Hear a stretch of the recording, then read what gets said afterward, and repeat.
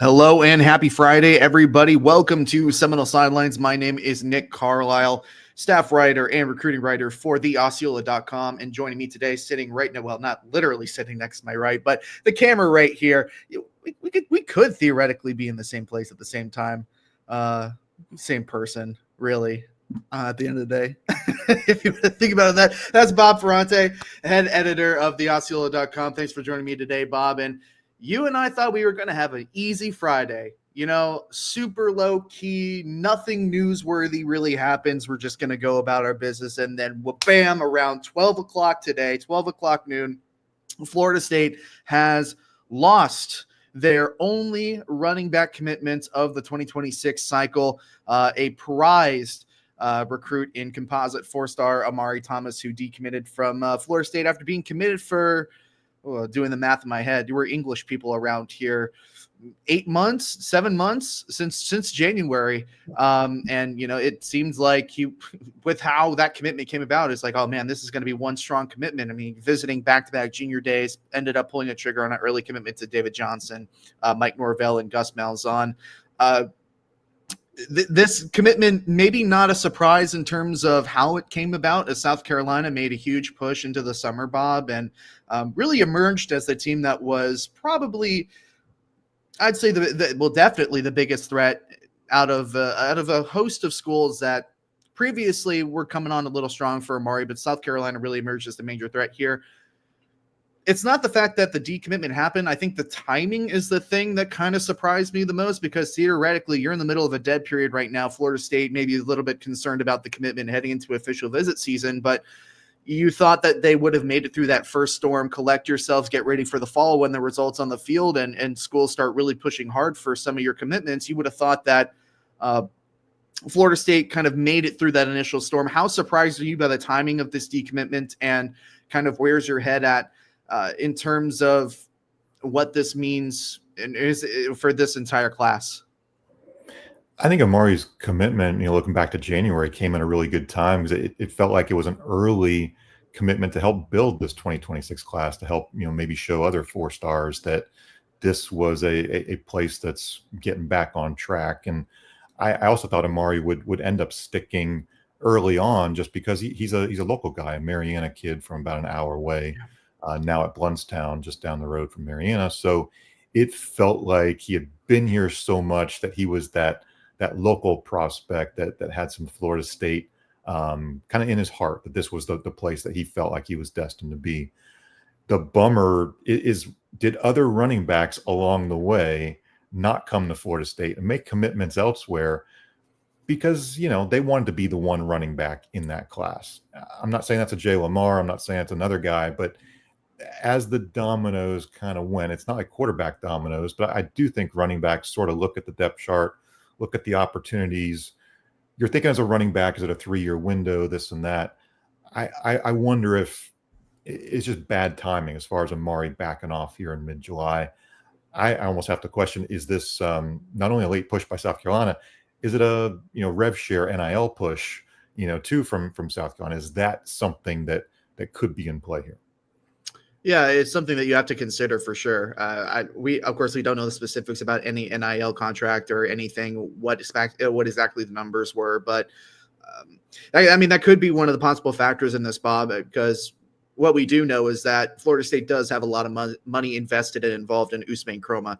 Flipping him on signing day was not something that came very cheaply, and obviously you added another running back in the spring window with Gavin Sawchuk, which a little bit maybe grayer in terms of how much he may be getting, considering he did have production. His not true freshman year, but his redshirt freshman year, obviously dealt with a nagging injury, as we talked about on the last show when evaluating the running backs.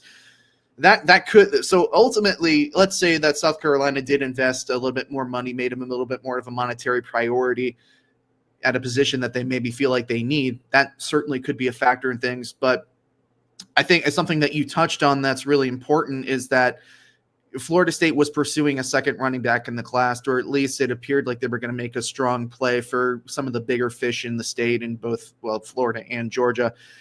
But they went after guys that really, I don't want to call it a long shot, but they definitely were not the clear number one guy throughout the entirety of that recruitment. I mean, Georgia was always number one for Jay Lamar. Carson Baker, you could argue they were in the lead for him at some point, maybe coming off of that first spring visit, but he went to Ohio State and then he had a visit high, and then he goes to Florida a couple weeks later, and obviously we know now that's where Carson ended up.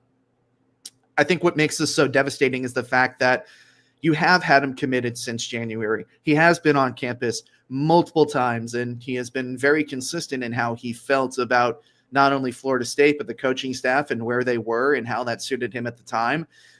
The fact that he never shut it down coming off of his official visit, and he did acknowledge that South Carolina, is a potential playoff team this year in the SEC. They're coming off one of the best seasons that they've had in, I would say 10 to 15 years. So there's a lot to be attracted about on the field with South Carolina. Obviously, the opportunity to play with Lenora Sellers, who's only going to be a sophomore this year, so he's going to have at least one more year. There's all I'm saying is there's a lot of reasons why you would want to go to not North Carolina, but South Carolina. But again, it's the timing, Bob, that really feels weird to me here. It's the timing of all of this. It's in the middle of a dead period. You felt like if you're Florida State, even though you may have been worried about his commitment heading into official visits, it felt like you lasted through that storm, and now you're sitting here and you're going to have to open back up the cupboards again and find something else, because a lot of your top targets have committed elsewhere. Derek Cooper is somebody that I still consider a long shot. There's not many running backs left on the board that are highly recruited prospects. So yeah, it's very weird, very happened on a random Friday in the middle of the summer. I was thinking about this, just after the decommitment and what's next is kind of my next question of, okay, if Amari's out of the picture, I think you still try to recruit him. If you're the Florida State coaching staff, you still keep on him and hope that relationship maybe changes some mindset down the road. Maybe the football season goes really well on the field for Florida State and Amari changes his mind. But then you also start thinking about, okay, are there other guys you try to flip, or and this is probably plan C, right? But let me just throw it out here. Used to be this thing called walk-ons, no longer walk-ons in college football, but Florida State had some pretty decent luck bringing in some walk-ons. Going back to Trayshawn Ward was a walk-on back in the Taggart era, who became a really good back at this Power 5, Power 4 level. CJ Campbell had a really good career over in the Panama City area, was a walk-on, came over here, Florida State, went to Florida Atlantic. Now, not ideal that you're in this scenario in July, but you have the extra scholarships to be able to offer. Maybe there's a guy who's committed to a group of 5 school, and he wants to stay closer to home. Maybe he's a Florida guy, maybe he's a Georgia guy, but you have the opportunity as a coaching staff to try and see if there's somebody like that, maybe a lower 3-star, maybe a little bit of a diamond in the rough, but you watch that film and you say that's a guy who's going to be a good running back for Florida State. I have to wonder if you're starting to think about that as a possible scenario, if you're Mike Norvell, David Johnson, the coaching staff right now. Yeah, and I think the more that I think about this decommitment, maybe it is the fact that if there were any doubts on Amari's part about the trajectory of the program, and maybe any doubts on whether he wanted whether he wanted Florida State to be his home or not, why not decommit? Why open things back up, take the time that you need, go and visit these schools, and don't do all this while you're committed and a lot of stress involved in that. So why not just decommit and open things up and kind of evaluate? I would have figured that. I believe he said with an interview either with Zach at 247, or maybe it was some of the On3 guys. I can't remember who it was, but ultimately that there was a decision to be made at some point. So if you're still in that decision-making mode and you're not 100% committed, you open things back up and see where things go. So that's something to consider as well. There are a couple of guys off the top of my head, and I mentioned this in the write-up that I did as soon as it happened. Ladarius Pryor is a guy that they've brought on campus. He's a 3-star prospect from, I think he goes to Evans in Orlando, which is a pretty decent program, a high school program. He's uncommitted right now. He's been on campus a couple of times. Maybe they invest in him a little bit more heavily. But Amari Latimer is also a kid. I believe he's the cousin or nephew or one of the two of former Seminole Ermund Lane. So there is a bit of a Seminole connection there. And having followed him, there was interest in Florida State there. It just Florida State wasn't as interested in him with already Amari committed to the class and them going after some of the bigger fish in the cycle. So maybe that's another name that they decide to go after. But yeah, it's a bit of a weird position to be in now, considering that running back was a position that going into the summer you felt mostly secure about. And decommitments happen, things happen all the time that kind of shake up things, Bob. But I can't imagine that this was one that they were overly worried about. And this is kind of, at least in my mind, it probably sprung on them a little bit. I'm sure they had some ideas, certainly sooner than we had any idea earlier today. But yeah, I keep going back to the timing of everything. It's a little, I don't want to say the word surprising, but sudden. I think sudden is probably the word that I choose. Yeah, and I don't want to get too high or too low off of one, decommitment in July, right? Sure. I think that at some extent we have to say this is still a darn good class. It's a top 20 class. I'm not about to say running backs are interchangeable parts, because running backs wouldn't like that. But I do think there are some running back options out there. The other thing that's really tough to do is roster management when it comes to running back. Gavin Sawchuk could have a great year and be gone. He could have a really good year and come back. Who knows what this running back room is going to look like in 2026? It's gotten almost impossible to map out a depth chart long term. But there are guys who could stay. There's a lot of fluidity to not just recruiting, but the roster management aspect too. Yeah, and I think it's an important thing to note that, at least it feels this way, is that running back is a pretty attainable position, especially in the transfer portal. So you might want to, if you want to think of it that way, and of course, I'm not saying, neither of us are saying that this is exactly what's going on, but maybe feel a little bit more comfortable if another school is upping the price on your running back commit, if that's what's happening, or he just doesn't like the fit anymore and he wants to go somewhere else. I feel like out of all the positions that we've seen in the transfer portal, I feel like running back is one of the more attainable positions. Certainly a lot of availability in terms of talent across the country, whether that be G5, JUCO, another Power 5 program like we saw, or Power 4 program. We're still living in the past sometimes, like we saw with Gavin Sawchuk. And Florida State has obviously had a lot of success in the transfer portal at running back. Trey Benson, and you would hope Gavin Sawchuk as well. So yeah, I think it is important to note that maybe you shouldn't get too high or too low in terms of losing prospects, gaining prospects at the high school level. Just kind of a bunch of word salad and a lot of different thoughts on why this could be happening. If you're joining us now, about 14 minutes in, composite 4-star running back Amari Thomas decided to back off his Florida State pledge earlier today, committed for 7 months. As part of the Seminoles. I do believe that they still have a top 20 class in both recruiting services. So a lot of that breaking news today certainly gave us a bit to think about. We're going to take a quick commercial break, and we're going to come back and talk about the position previews for wide receiver and tight end. Bob, a couple of positions that saw a lot of turnover this summer or last fall into the spring as well. So a lot of new pieces, a lot of new talking points to discuss. We'll be back in about a minute and 30 seconds after a word from some of our sponsors and a word on the new theosceola.com. Stay here. Hey Seminole fans, Alumni Hall is your ultimate FSU shopping experience and has moved to a new location off Timberlane Road in Tallahassee. Shop FSU gear from Nike, Champion, New Era, Yeti, and more. Alumni Hall has Seminole gear for the entire family, plus accessories and gifts. Spend $150 and you'll earn $10 off your next purchase with their Hall Pass rewards. Stop by their new location on Timberlane Road near REI or shop anytime online at alumnihall.com. Alumni Hall, where Seminole fans shop. The Osceola has gone independent, and we want you to join us on the all-new theosceola.com. The Osceola is the place to be for coverage of your favorite FSU sports, as well as the business side of college athletics and your fan experience at Doak Campbell Stadium and around the country. Sign up for the Osceola's daily morning emails. News delivered straight to your inbox 7 days a week. Subscribe to the Osceola for free to get up-to-date news and analysis on everything Florida State. No fluff, no exaggeration, only exactly what you need to know. To get all of the insider knowledge and analysis, upgrade to a paid subscription with 3 different payment options. Take advantage of half-off pricing in July and earn a discount on all Alumni Hall merchandise with your subscription.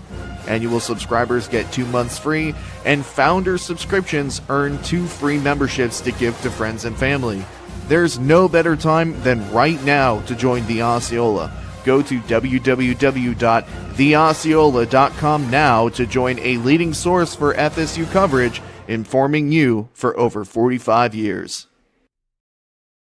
And welcome back to Friday's edition of Seminole Sidelines. Nick Carlisle joined by Bob Ferrante here on this Friday. Thank you so much for joining us, and thank you for your continued support of theosceola.com. Do make sure to go to theosceola.com to learn more about the half-off pricing for July. There's only a couple weeks left, but it's certainly the best time to join theosceola.com with everything that's coming up next week with the ACC kickoff or ACC preview, media days, however you want to say it, and then leading up into fall camp where these guys are going to be reporting in just a few short weeks. So now is the best time to join theosceola.com.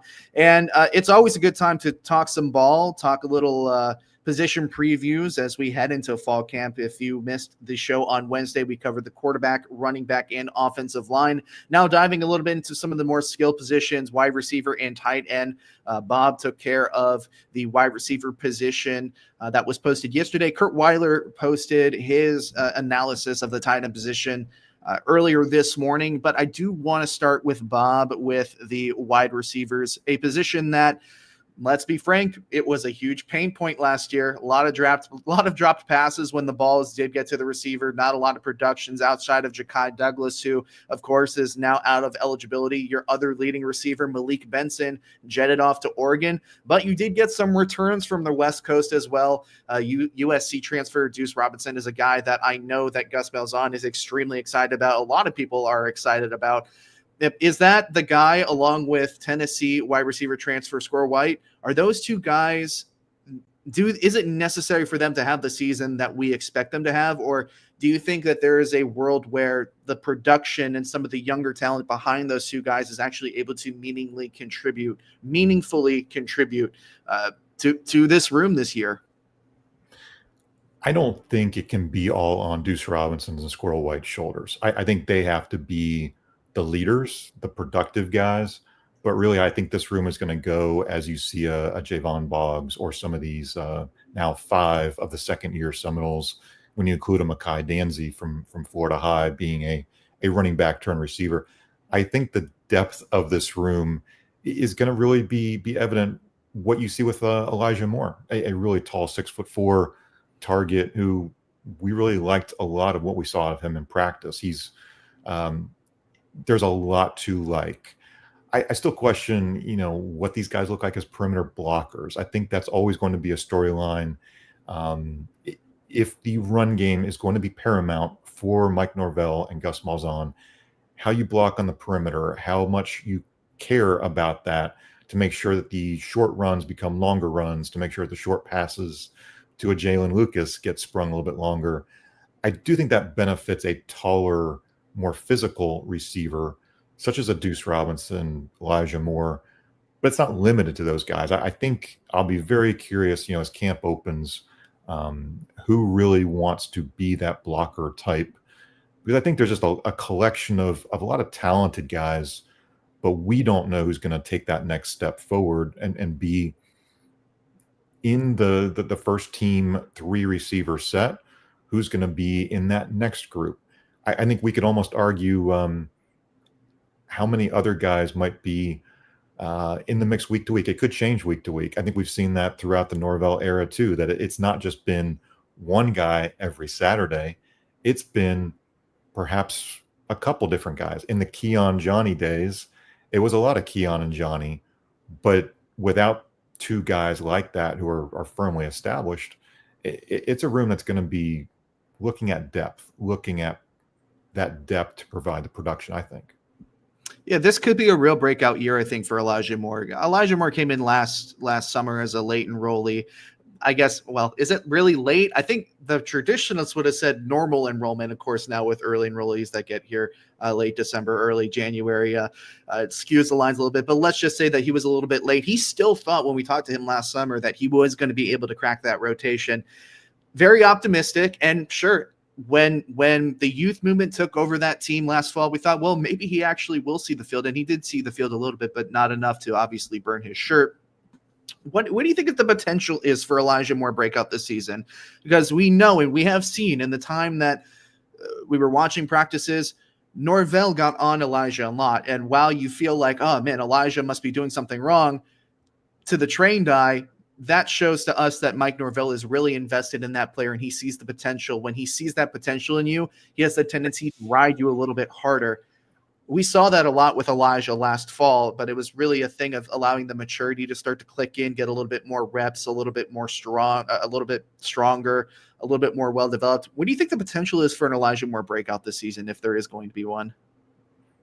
I think back in the fall when we were able to watch practices, you watch Mike Norvell, and it's almost like he was the co-wide receivers coach because he's constantly out there. Well, depending on who you ask, he was the wide receivers coach. Some did a little bit more coaching than others. Anyways, continue. Yeah, I mean, that's tough love. And honestly, Mike Norvell, again, back in the walk-on days, he was coaching up the walk-on receivers like they were on scholarship. I mean, that's a position that he cares deeply about, how they're doing their job in practices. I think Elijah, his snap count was pretty low. I think it was in that neighborhood of 25 or 30 or so. It wasn't all that big compared to like a Luane McCoy. It was in the 120, 125 neighborhood.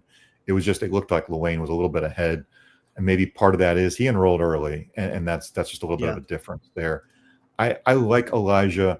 My question, and I know this is maybe partially part of our tight end preview, how many tight ends do they choose to play at one time? Do they try to play 2 tight ends at times to be a little bit more physical in those short yardage run game situations, or do you stick to 1 tight end?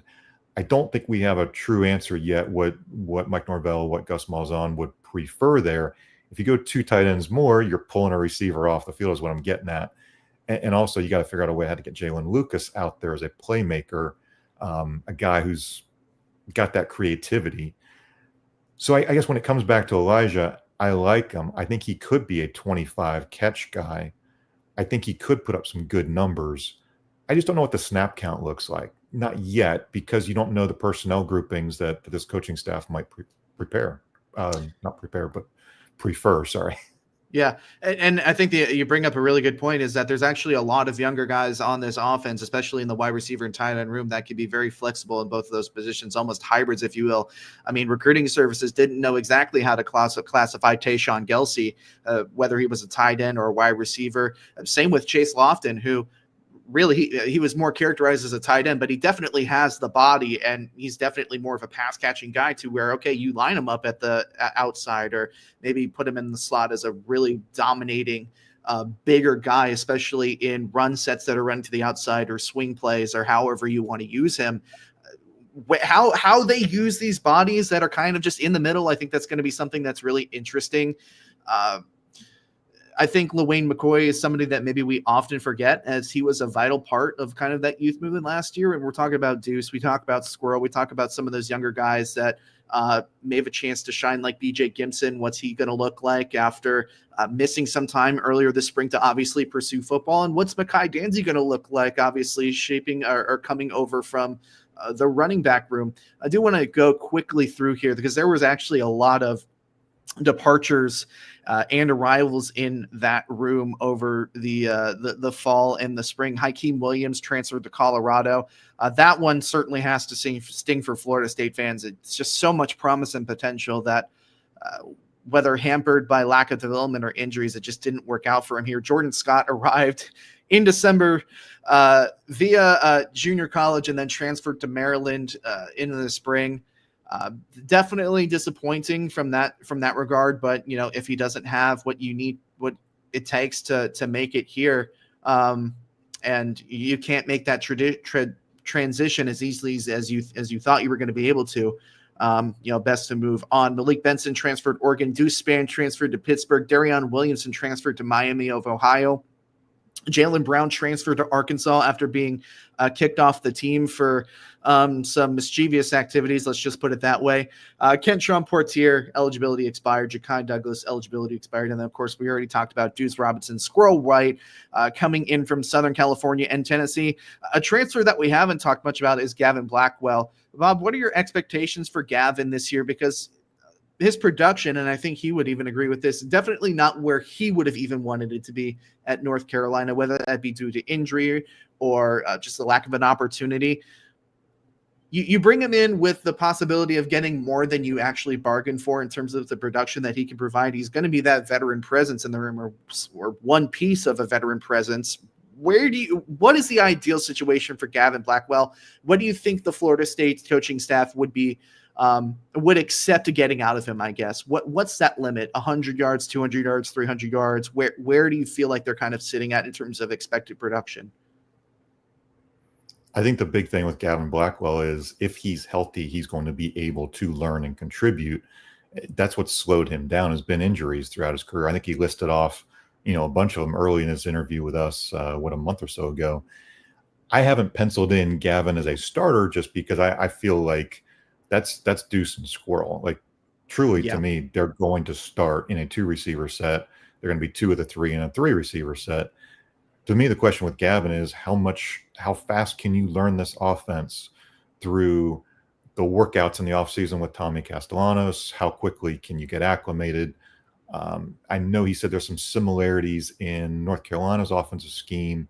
I think his coordinator at UNC had worked with Gus Malzahn at UCF. So there are some similarities there that I think would help Gavin.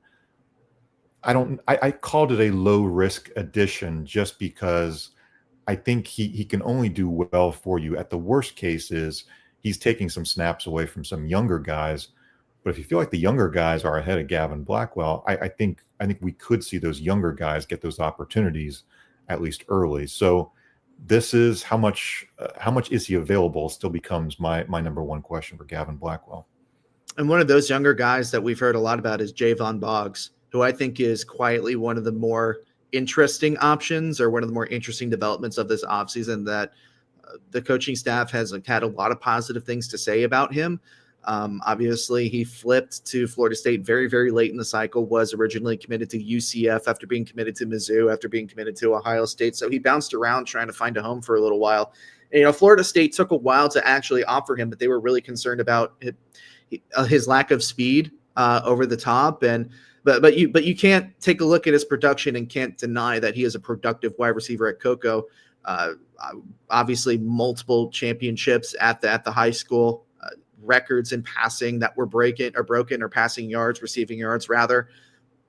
We've heard some buzz about him potentially getting some playing time. Is that something that you have bought into as well? Is he a guy, do you think, that can crack that rotation and get some meaningful snaps this year?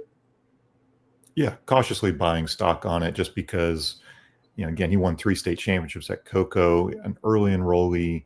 This feels like a guy who was not college ready, but college prepared as far as what was going to come his way. familiar with Gus Malzahn, familiar with Coach Harris. I think understood what was to come and has done the job so far very, very well.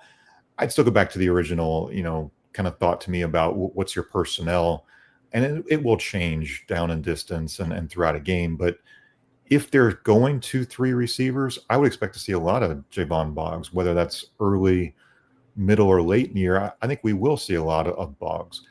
If they lean a little bit more, hey, let's try some 2 tight end sets and let's try to be physical in that ground game, and or using Jalen Lucas a little bit more, I think then you start to question, okay, how much can Javon Boggs really contribute? I'd hate to put a number on it. I hate to say he's going to get 20 catches, 25 catches. I did say in the story, guys, the expectations for freshman receivers are really high.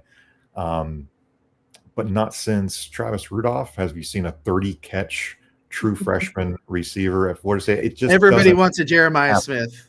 Everybody wants a Jeremiah Smith, and you're more than often than not going to get that unless something has gone horribly wrong, which things did go horribly wrong last year. And even then, your freshman, apart from Wayne McCoy, and even he didn't have a tremendous amount of production, not of his own fault, but just in the usage and everything.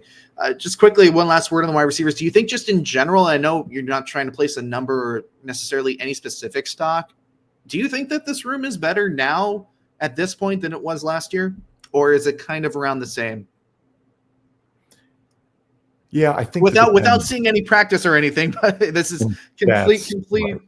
Yeah. We've hit on not just catch the ball, but block and dependability. I think all of that to some extent is still a question mark. I mean, we can look at what Squirrel did at Tennessee and say it has shown up. And again, if you look at Squirrel's numbers, he's up there approaching top 20. If his Tennessee numbers just translated over to Florida State, he's on Florida State's top 20, receptions or receiving yardage list. He's approaching that type of territory. These are legitimate numbers that Squirrel has built up throughout his career. That's a guy that you think you can count on and be dependable. We think Deuce is dependable. I just don't have a great feel. Like I can say, I think Boggs and Moore and McCoy will be among those younger guys who will kind of be those dependable ones. But at the same time, that's not to say it can't be Fryer and it can't be Danzy and it can't be somebody else. There are just a lot of young options that we haven't seen enough of. We haven't seen enough of them blocking, honestly, just to make that feel. But to your question of, is the room better? I think the room is hungry. I would say the room is hungry to do the job, and then we'll figure out what the pecking order is as far as actually putting in the day-to-day of the blocking and making it happen. Speaking of rooms that I hope are hungry, the tight end room, moving on to the tight ends here, there's a couple of guys that definitely need to put on a little bit of weight this offseason, or we hope that they put on a little bit of weight. Unless your name is Marqueston Douglas, and the mission has continued to be slimming down. Moving on to the tight ends, another room that has seen a lot of shaking up or shuffling, not only through the fall, but in through the spring as well. Kyle Morlock, obviously running out of eligibility. Jackson West, Brian Courtney, Jarrell Powers, all transferring out of the program to Western Kentucky, Tennessee Tech, and Stephen F. Austin, respectively. You signed Chase Lofton in the early signing day. You get Marqueston Douglas back from Arizona State in the transfer portal. The big guy coming over from UCF is Randy Pittman Jr., who probably has had the most production out of any of the tight end transfers that Florida State has either ushered out or brought back in over the years. I think he offers Florida State, and more specifically Gus Malzahn, something that they haven't had since really Jaheim Bell, which is a versatile, explosive, do-it-all tight end. Just how much does that addition really help the overall outlook of this room, in your opinion? I think he's a guy you can be creative with as a play caller. I think that's what's you have to really like. I mean, is he a true traditional inline blocking tight end? Is he that bigger body who's 6'4", 6'5", 250? He's not. I mean, he is a little bit smaller. He's in that 6'2", 235-ish range. I think you have to be creative with him. And I think the history of Norvell and Malzahn are they've had some good experience with guys who are kind of fullback, H-back, a little bit of a smaller tight end type. I think this is the guy you can get creative with, and you can get him into open space. He's got that physicality. I think he's going to be a tough cover for a linebacker, for example. I'll be curious to see what his numbers look like, but I think easy button why you feel better about this position group is in large part because you brought in a guy like Randy Pittman that Florida State coaches wish they had 2 years ago in the recruiting process because he was a commitment, but now you get him and you get him having been developed by now your current OC. What do you think the expectations are for this room then? Because last fall we're thinking, okay, Kyle Morlock is going to go into his second year and he's going to have a better year than he did before. And boy, did he have us fooled in the first half. You can't even lie. In the fall camp, I don't know if he was just DJ's favorite target or if he just genuinely was having a good camp or if it was a little bit of both. But that success just didn't translate into the season. What do you think the expectations are for some of these new guys coming in terms of having that year where they should be looking good in fall camp? Can they deliver that success over, whether that be Marqueson coming back, whether that be Pittman, or maybe Landon Thomas coming into his second year where he actually believe he led the tight ends in receiving yards last year as a freshman. What do you think the expectations are for this tight end room? I'll be curious, who is that maybe second tight end? Who is that traditional inline blocking tight end? If it is Marqueson, and that's the easy answer because of his size, that's good. He's also, pretty adamantly said he wants to go somewhere where he can catch the ball. So you got to make him happy too. I think they're in the passing game to some extent. I think he can be a red zone, threat. Marqueson, having that big body, having that basketball expertise, being able to win some of those jump balls, using that physicality. Landon Thomas is an interesting one too, because we said a lot last year. Once he gets some weight on him, once he feels confident as a blocker, what is he going to look like? And there were definitely times where he was out there, last year, just doing the best that he could when it's a little bit dizzying and you're not prepared as much maybe for the moment.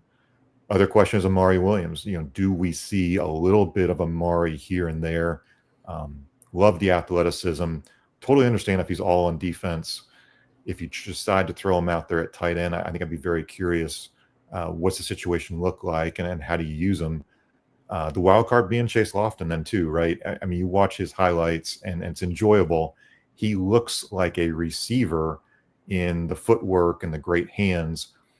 I don't buy that he's prepared to block as a tight end at this point in his career, but I think you're probably looking at, okay, what 4 or 5 games can he get on the field, get a little bit of experience, maybe some special teams, but it doesn't feel like that's a guy toward the top of the depth chart just yet. It feels like that's a great guy to build around for the future, though. So, again, when you look at this tight end room, you start to feel a lot better compared to last year.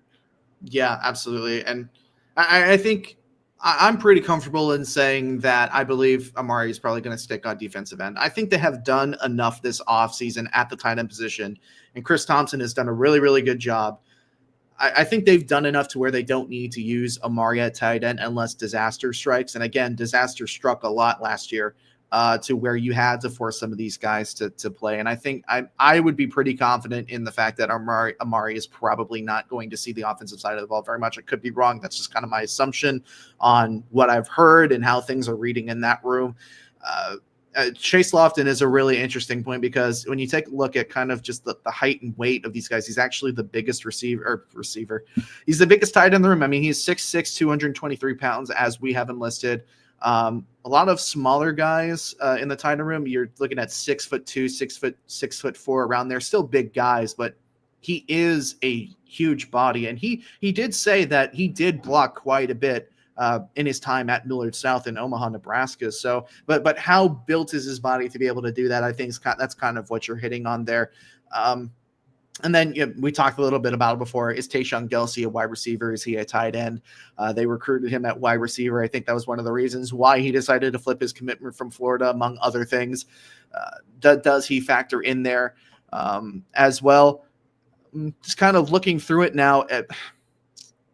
Is there Is it as simple as saying, okay, Mark Houston, number 2, Randy Pittman, number 1, or do you think that there's a genuine shot that one of the other guys cracks that rotation? You've touched on it a little bit, but are you pretty set in thinking that it's going to be Randy 1, Mark Houston 2? I would go Randy 1, Mark Houston 2. I like the concept again. Different situations, especially red zone. I like Mark Houston being out there on the field, just as far as the physicality and the jump ball capabilities. The questions I have, and you can't substitute on the fly if you're going tempo. So it's not like you can just shuttle personnel in and out. But I do think go back to my term from Wednesday, you've got some varied skill sets there, right? You've got some different bodies, some different talents. So I think I like that, because it allows, again, Norvell and Malzahn to be creative in just how you use those skill sets, those physicalities. I like this tight end room a lot. I mean, I don't know if now that we're done with all the offensive positions, honestly, I feel the best about the tight end room Really? of any of the offensive positions. I know that's kind of crazy because you might. Wow, that is kind of. I was not expecting that. Really, over like say the running backs, or really, because I personally I think I feel best about the running backs. As crazy as that sounds, I mean, I think running backs are up there for sure. I mean, especially if you get a healthy Gavin Sawchuk. I mean, that the upside there is pretty tremendous. But just as far as how bad that tight end room was in the first half of 2024, I mean, it was such a negative. I have Kyle Morlock, the ball hitting off of his face mask against SMU game and then turning into a pick 6 or interception or whatever. I have that burned into my skull. It was really bad. It was really bad, but like you make a compelling argument, because I think purely in terms of what they had versus what they have now. I mean, sure, there was a lot of transfers at the time position. Jarrell Powers was never going to get playing time here.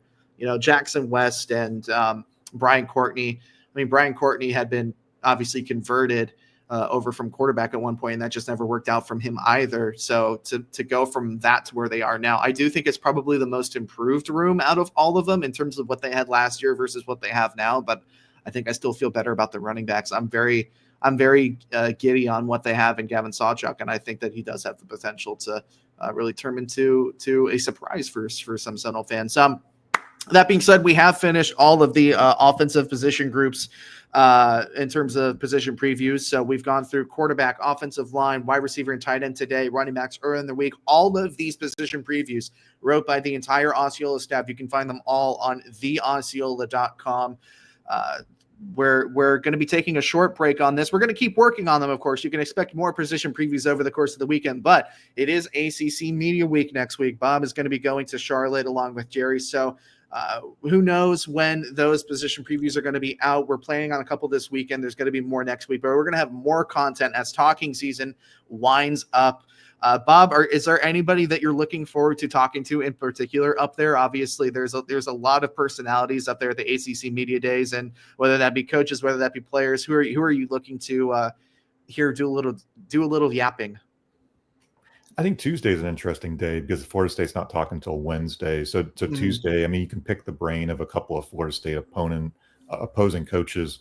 Frank Reich from Stanford will be there. I'll be very curious just to hear, okay, you're however many months it is now down the road for him, 4 or 5 months, as far as trying to help strengthen a culture and get prepared for a season ahead.